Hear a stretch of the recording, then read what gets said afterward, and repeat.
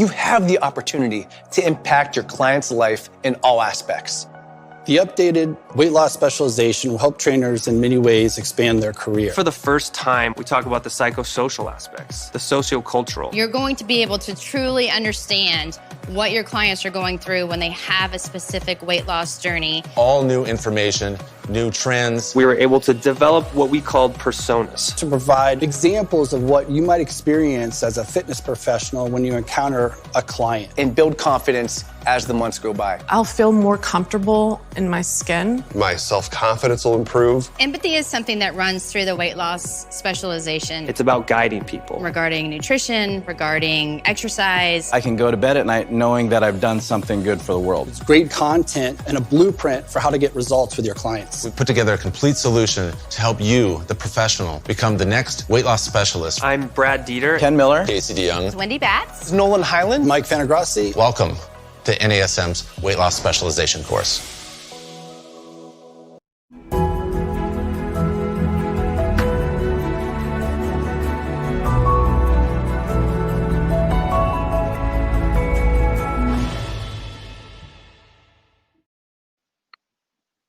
Hey everyone, welcome to our Strong Mind, Strong Body podcast. I'm so glad that you joined us here.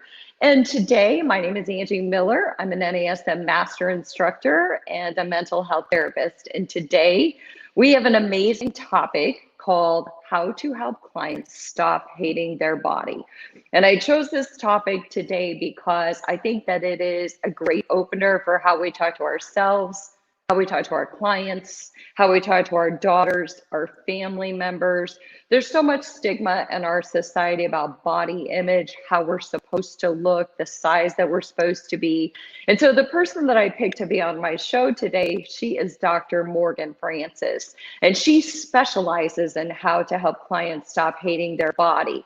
Dr. Morgan Francis is a body image expert, and she is in Scottsdale. She works for Scottsdale Premier Counseling, and I think she's just going to be such an amazing contributor to this topic, because really my goal is that in this segment, we talk about how to help our clients build body acceptance and body confidence that translates into everyday life, how to change their perception of who they are and change their perception of how they look to how they feel.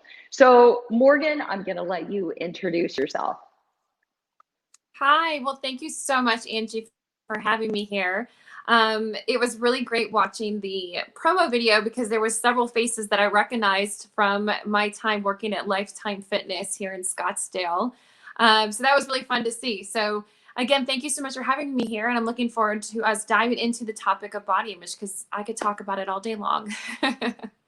Yeah, absolutely. And you've built a practice on it. And I think both of us in our work, my work in mental health, my work in fitness, your work in fitness and in mental health, we've both come across so many people where body image is such a big foundation to how they feel about themselves when they come into the gym. They come to us with so much history, from disordered eating to perceptions that are familial based, society based, you name it. And so I think that the first thing that I want to delve into with you and I is I really want to talk about guilt and shame, and the role of guilt and shame and body perception and image, and what that looks like when clients come to us. You know, maybe the difference between guilt and shame, and also how it plays out in clients' perception, again, of how they feel and how they look. Yeah, well, that's a great question. So in order for me to be just on the same page as some of your listeners, I'm going to go ahead and describe how I define body image. So body image is your attitudes, your beliefs, your feelings, your perception, how you experience your body. And that experience goes from all the way from the top of your head down to the bottom of your toes. And with that experience, it can be comprised of how we have had family interactions, genetics, trauma, relationship, food, environment, and how we move our bodies. And so when I'm investigating and exploring a person's body image, I'm looking at the ways that their body image has affected their life. And one of the ways is through mood disturbances, how it impacts our sexual intimacy and sexual health, feelings of femininity and masculinity, isolation, interpersonal relationships. And then the other one that you mentioned is guilt and shame. So oftentimes we feel guilty, right? We feel guilty with what we eat. I ate too much. I shouldn't have eaten that. We identify food as good or bad, and it has this moral complex to it. And then we can attribute that to shame. So the difference between guilt and shame is guilt is related to a behavior. I did something bad. Shame is related to how we feel about ourselves. I am bad. So what happens with body image is that we oftentimes are seeing so many, problems with the way that a person feels about themselves. It shows up in their relationship with their food, or the relationship how they move or don't move their bodies, whether or not they're motivated or lacking motivation to come to the gym. So it's really important that as providers in the fitness world that we are asking these questions and knowing that everything has to do with body image. Yeah, absolutely. And as fitness professionals, our clients, we know in mental health, we do a long history and we dive deep into some of these perceptions and these ways that they view their body. But as the fitness professional who's working with a client one-on-one in training or even teaching group fitness classes, I'm just wondering what might be some things that they could look for, that fitness professionals could look for, that might spotlight or highlight, because I think a big perception of disordered eating or somebody having an eating disorder is that we can, quote, see it, but that's just a misperception. No. In fact, I'm a prime example of that. So I had an eating disorder for several years, and the most compliments I received was actually during when I had my eating disorder, because I was in a thin. And so we typically applaud thinness, right? We automatically assume that that person has it all together and that they're doing really well, right? We attribute a lot of positive aspects to thinness, and then we attribute a lot of negative aspects to people in larger size bodies, which really is one of the definitions of diet culture. We pedestalize and we make people that are in thinner bodies, on this moral superior kind of complex. So it's really important that we recognize that we cannot see whether or not a person has an eating disorder or is suffering from disordered eating. And those are two very different things. I just want to specify that. So eating disorder is what we would use to diagnose someone by the DSM, the Diagnostic Statistical Manual, to basically they would meet the criteria for maybe binge eating, anorexia nervosa, bulimia nervosa, or eating disorder not otherwise specified. And then disordered eating, right, are pseudo diet behaviors that we engage in. So maybe I am disordered eating. I don't eat, at all during the day, and then I come home and binge at night. Or not due to any type of allergies, I refuse to eat certain food groups. Or I experience a lot of anxiety when I eat certain foods, or I refuse to eat anything after 4 p.m. So, in some way, like we've normalized these behaviors, right? We've applauded them. They're part of, lots of diets that are out there. For many people, it causes a lot of obsession and compulsion with food. So it's really important that we don't just look at somebody and say, oh, I think they have this or don't have this. And instead we actually get to know the person. One of the things I would suggest for any, personal trainers or any fitness professionals that are working with their clients is to start to recognize how the client talks about themselves, the negative critical talk. Because as we all know, the most important conversation we're going to have in the day is the one with ourselves. So you may be applauding your client and encouraging them and, really trying to motivate them and boost their confidence. But when they get home and they are berating themselves, they are judging themselves and picking themselves apart every time they step on the scale or off the scale or look in the mirror, then that's the relationship you need to start investigating with. Yeah, absolutely. And I'm really glad that you mentioned that, because in my podcast last week, we actually talked about how clients talk about themselves. We're in our session with you, and how telling that is if they have a negative inner critic and they have a lot of strong negative dialogue with themselves. We generally hear that in our session, but I love the way that you clarified that that we can't see an eating disorder, and again, there's a difference between a diagnostic eating disorder versus disordered eating. And society does sort of kind of like how we glamorize stress. We sort of glamorize things like, oh, I don't eat after 4. All these strict food rules that we've kind of conceptualized are made up, and to be thinner to fit some societal stereotype. So, what we know too from research is that restricts foods, right, that we don't allow ourselves to have, are the ones that we on. So the most addictive food, I ask this all the time, what's the most addictive food? How can I make sure I don't eat the most addictive food? Is it cookies and ice cream? Is it pizza? What is it, right? And time after time, I always tell people the most addictive food is the one you don't allow yourself to have, right? Because it's the law of scarcity. We want what we can't have. And so if I make that something unavailable, I'm going to want it more. And we do this all the time, whether it's in relationship with our food, but even with our jobs, right? Like, I want the position that is hard to get.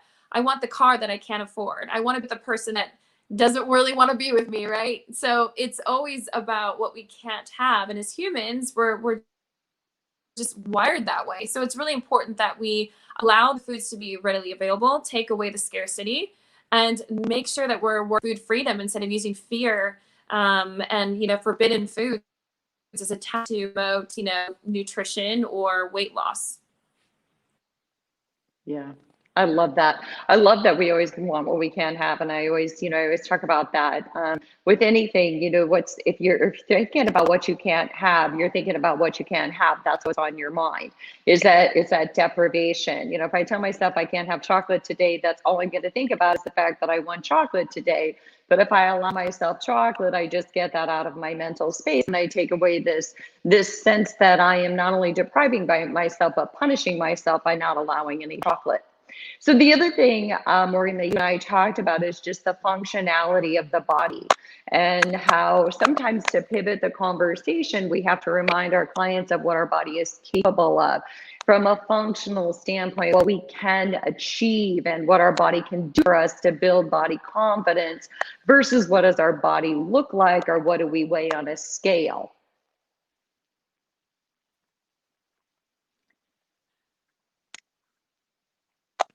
Yes, I'm sorry, you were cutting out a little bit, but I got the question. I'm sorry, the connection's a little bit difficult, but I think what you said is that you wanted to talk about, body appreciation. So body appreciation is a term that I use that comes out of the idea of body neutrality.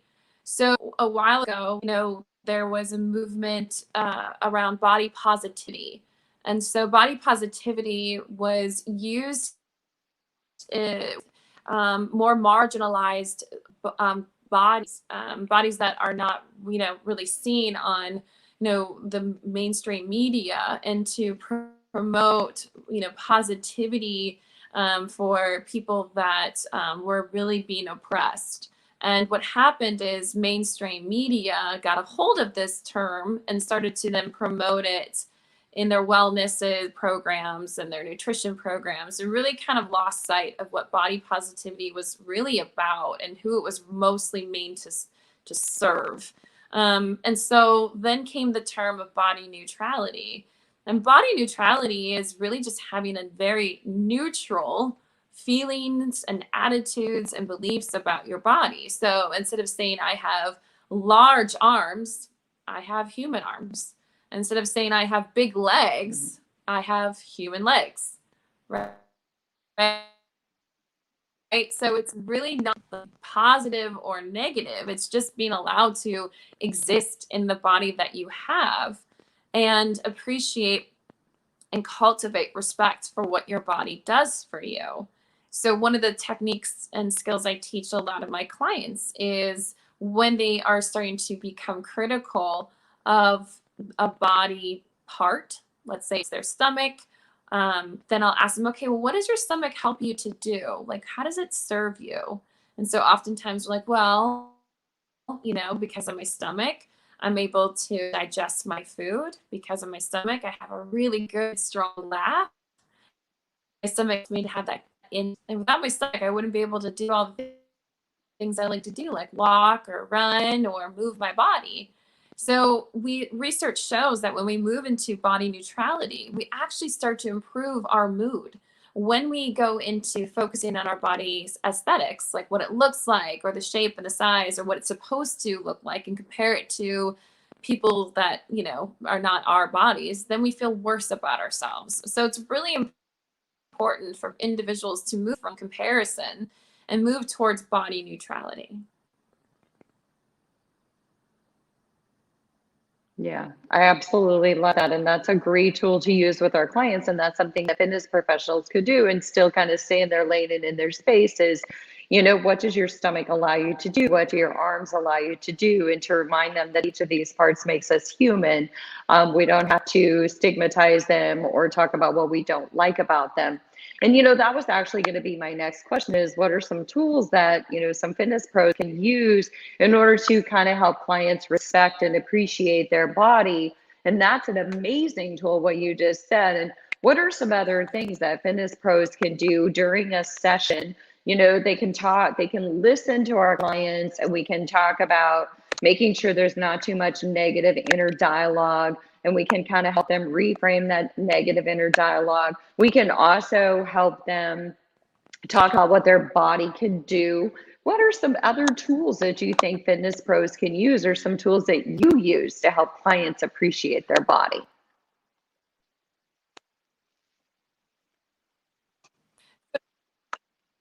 Yeah. One of the things I would say is move away from the mirror. What research shows is the more time we spend in front of the mirror, the more we're going to focus on what our body looks like. Now, understand that we need to have form and good form, but a trainer at this point should be able to correct form or enhance form without using a mirror.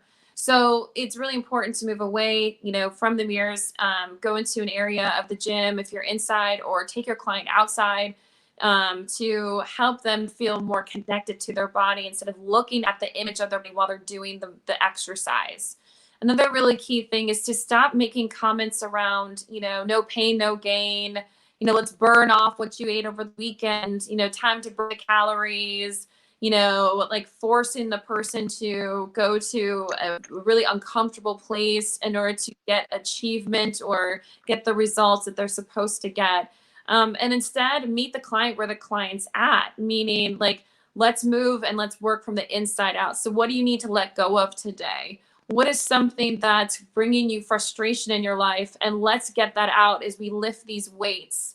You know, let's talk about resiliency. Let's talk about this as a form of self-care rather than self-punishment. So it's in the permission to feel good, to honor their body while they're working, and noticing that this is a very strong, you know, connection to their feelings, and talking about the stress that's getting in the way of them feeling comfortable and safe in their bodies. Yeah, I absolutely love that. I really like the idea of getting away from the mirrors. I like the idea of being able to go outside and do other things, that it's focused on body empowerment and confidence versus looks. And you're right, there is obviously paying attention to form, but that is what the trainer is there for, is to help a client be aware of their form and to help that client gain body intuition. If you didn't have a mirror in front of you, having the intuitive ability and the kinesthetic awareness to be able to move our body through space without having to look in the mirror all of the time. And I love your, you know, deep dive into body neutrality and kind of getting them there and talking about, you know, and we talked about that last week too in my podcast, is sometimes just giving them space to get out whatever is on their mind when they come in. But I like the way that you reframed that and said, give them that space through the exercises that they're doing. So whatever it is that's holding them back, or whatever those limiting beliefs, putting those into the exercises, which then translates into body confidence, and the gym being an empowerment place.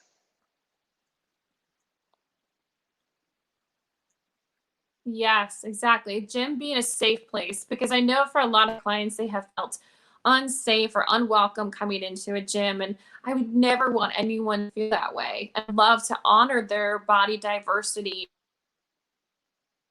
honor where they're at, rather than thinking that there's something with where they're at. We really want to make the gym a welcoming space for all different body types and shapes and sizes, right? Because that's what it's supposed to be. And we're never going to have one size fits all. We're never going to have one program that works for the exact same person. Like, as a therapist, as I'm sure you know, Angie, I don't have one treatment plan that I give to all my clients. Everybody's different and everybody's in their own journey with their relationship with their body. And it could have been an injury that they're rehabilitating from. It could have been a loss. It could have been something genetic. It could have been just a season where they were really struggling with their own mental health. And so they weren't making choices out of self-respect, but more out of self-loathing. So it's really important that, again, we go to where the client's at rather than trying to put our agenda onto the client. Yeah, absolutely. Personalizing the workout, but also personalizing our connection with that person, right? So, because again, all of our clients come to us with a different story. So as you said, the way that we approach our work with them, we have to, write a story with them that looks different from the story that we wrote with our last client. So, in talking about some of those strategies and staying kind of with that, what are some other things that you think that fitness professionals would really benefit from understanding when it comes to body perception and some of the best ways to shift the narrative and get clients into a more confident mind space, despite the plethora of messages that they're seeing all over social media? I wrote a blog years ago called, how to help clients hate exercise if they don't already. And a lot of it was just about a lot of the stigma and perceptions that we put about exercise being about the way that we look. And for some people, it just seems to be a futile effort if that's what it's all about.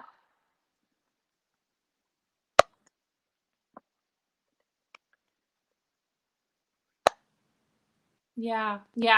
Well, what I try to in this profession is to really move away from exercise towards functional movement, right? Because for some of the people I work with, they just want to be able to go up the stairs without being breathless.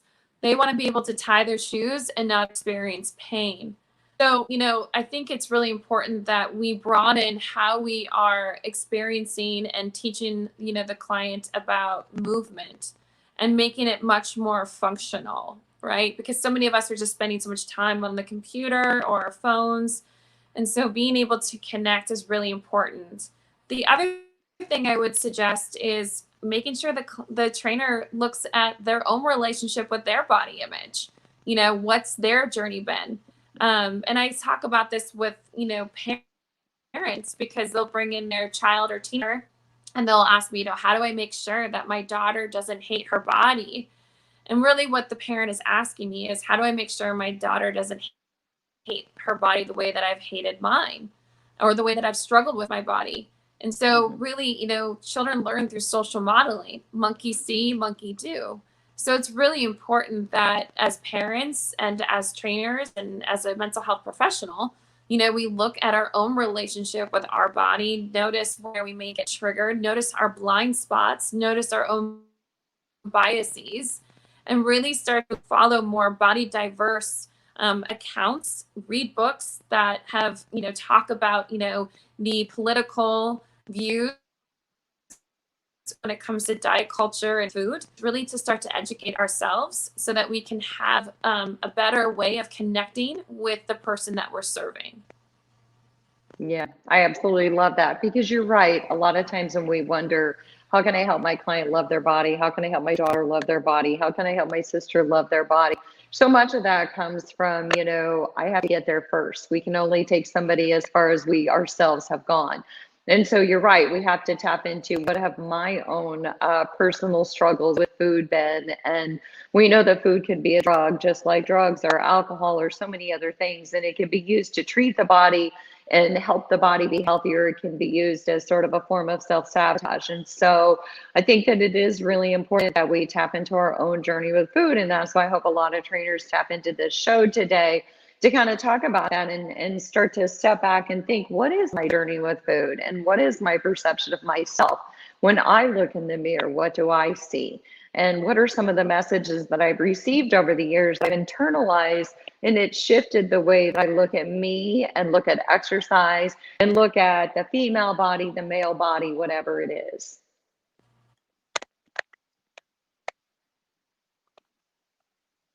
Absolutely. And that's exactly the work, right?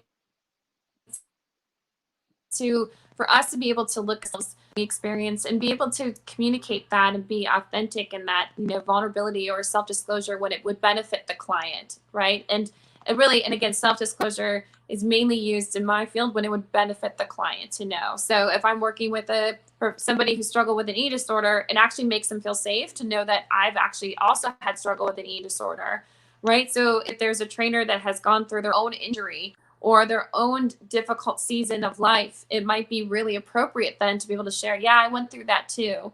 So it's okay to, not just be like this person who's just, showing you exercises, but really develop a deeper relationship and a connection. Because as we know, we're the reason people stay with us is because of the relationship. It doesn't matter how many degrees you have or, how affordable or not affordable your program is. They want to stay with you because of the connection, right? Because they feel like you can understand them. So it's really important that, trainers allow themselves to be human, right? Human first, trainer second. And that's what I always say to myself. I'm human first, a therapist second. And so there's a lot of, goodness that, trainers can bring to a person's life. And it's wonderful to see that relationship continue to develop. Both my husband and I, like I said earlier, both worked at Lifetime Fitness and we're here in local area of Scottsdale. And, I've had so many wonderful conversations with people that have taken my fitness classes, and they open up to me about, their personal struggles or diseases or illnesses that they've suffered or injuries or setbacks or cancer. So it's really important that they feel safe to connect. And because that's what's going to bring them back. Yeah. And I think that that's an important thing to talk about too, is, we don't have to share information if it's gratuitous, but it's not gratuitous if we come from that space. And if we've had experience in it, like you said, both in mental health and in fitness. And I think giving clients the opportunity to be a safe space to disclose, and then being able to say, I'm so glad that you trusted me. I'm so glad that you believe in me. And I want you to know that I'm here with you. But I also think that it might be beneficial if you were to talk to your primary care physician, or you were to go to talk to somebody who specializes in body dysmorphia or body image issues in the mental health field, and kind of be able to take them to a safe space that's outside of our realm. And then ideally work with that person. So you work with a collaborative team to kind of help benefit that person and get them where they need to be, both on the fitness floor, but also in the mental health world and the physical, working with their physician, whatever it might be. But we can collaborate with experts outside of our field and really, really benefit our client in ways that will help them grow exponentially.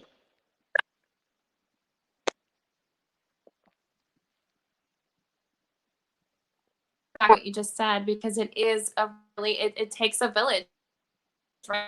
It's a team approach, and we can access the specialty of other professionals and really relationships with those professionals in order to get the most for that client, because that's what it's all about: how we can serve, how we can help, and making sure that we're taking a more of a whole, well-rounded, holistic approach, and not just only focusing on one thing. So definitely, in my line of work, as I'm sure you as well, I work with psychiatrists, I work with trainers, I work with orthopedic surgeons, I work with dermatologists, it's the whole thing. So it's really important to have that communication, and when we can have that coordination care, it's ultimately going to be the most beneficial thing for the client. Yeah. To let clients know that they're not alone in their journey. It's so much more common than they recognize. And I was even thinking, I wrote a blog recently about women in body image, and I wrote about the journey through our history with women and their body, and the completely different sizes and shapes that women have been throughout history, and what was considered a beautiful body 100 years ago, what was considered a beautiful body in the 50s, the 60s, and the 70s. And it's remarkable and disheartening all at the same time that women's bodies are seemingly dictated by society and by the standards that society sets by what's perceived as beautiful in that day, in that era, in that decade. And it can be really confusing for women and really alter the way that they feel about themselves. And I think that that is why we're seeing so much more confusion around body image and body acceptance.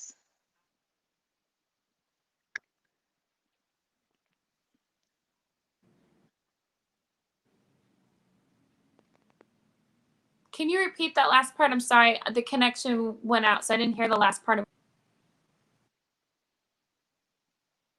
I 100% understand. I think we have a little bit of technical difficulties here, but it's that there's been a lot of confusion for women around body image and body acceptance based on what society is dictating that they, quote, should look like according to what's popular today.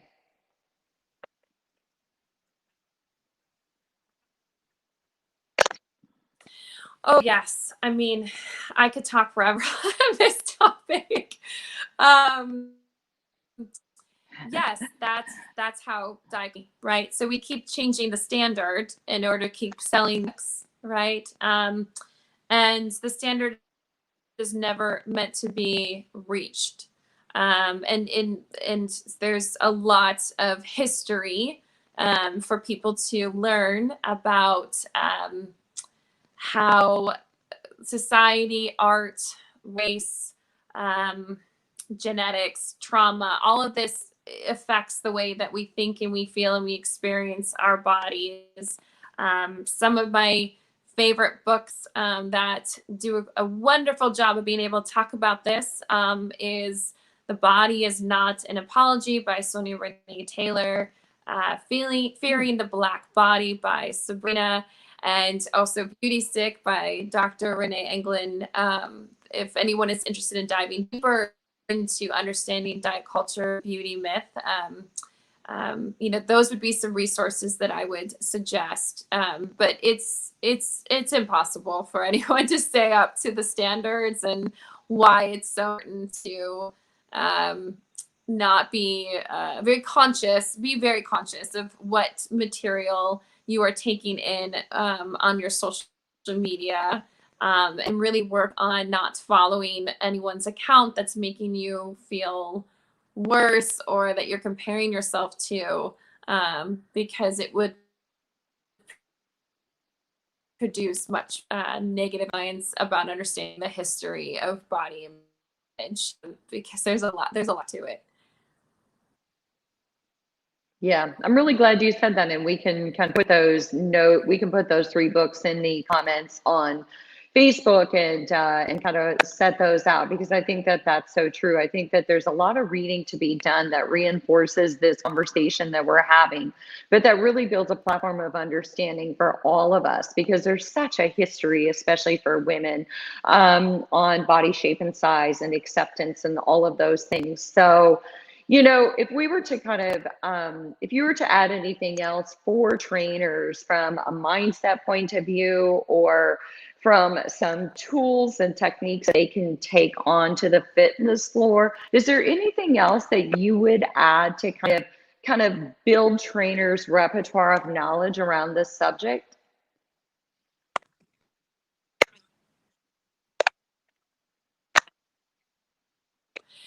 Yeah, so I think, from an educational and knowledge perspective, I would say, for the trainers to be versed in what different eating disorders can look like, and, the symptoms of the eating disorders, not to think people with thin bodies are people that have anorexia, because we, as you and I probably know, that there's atypical anorexia, and that doesn't mean it exists inside. And that binge eating does not mean that a person has to be large to be someone who's binge eating, that we can't tell a person's health based on what they look like. And that's so important. And then the other piece would to be really aware of disordered eating, and how clients can get fixated on food And I think it's really important that trainers know about the largest study done on dieting, which is the Minnesota Starvation Study that was developed after the World War II, and the results that came from that study when it comes to looking at the relationship with food and restriction, and then adding calories back into a person's diet and what that does to a person's physiological development and their psychological well-being. So I think it's really important, again, just to have that education, and then also really work on moving away from how the body looks. I've worked with women that, it was all about getting like the big booty, right? Became just so obsessed with having a small waist and a big butt. And they end up causing a lot of internal harm to their organs, or dehydration, or they cause injury. So I think it's really important that we stop trying to move away from, again, like that ideal body beauty myth of the large, butt and this really tiny waist, because that's what's in right now, and really move towards appreciating and honoring what that person's body looks like at that time. And of course, for any women that are coming into the fitness field after having children, it's different postpartum than, pre-baby. So it's really important then, being educated and well-versed on, postpartum, body, and what they went through during their pregnancies and deliveries. So all these things, right, are really important to investigate. And again, to make the client feel safe and comfortable talking about these things with you is super important, because if you have no clue or don't know what it's like, have back. And so we really want to have that retention, right? So we want to be able to contain the clients and developing that, that there's seeing some result, also tapping into the internal world and experience. So, clearly, fitness has come so far, and there's so much technology, and it's a lot for fitness professionals to know. And yet it's such a great place for people to be able to transform their lives and feel really good and confident about their body. So I think there's definite great opportunity there. Yeah, I do too. And I'm really glad that you mentioned, journey with women's body, because there's such a pivotal transformation for women from the college years to moving into motherhood years and postpartum to, menopause, all these different transitions, and just honoring the body as it goes through these different transitions in life, and honoring that the body goes through stages. This is the mind goes through stages. We grow and develop, cognitively, we grow and develop in our physicality, and our body has to adjust to these changes. So I think it's important to honor and respect those changes, and teach our clients to honor and respect those changes. So I love some of the things that you've given. I love that you've given the books. And again, we'll write those out, and the study, the Minnesota study.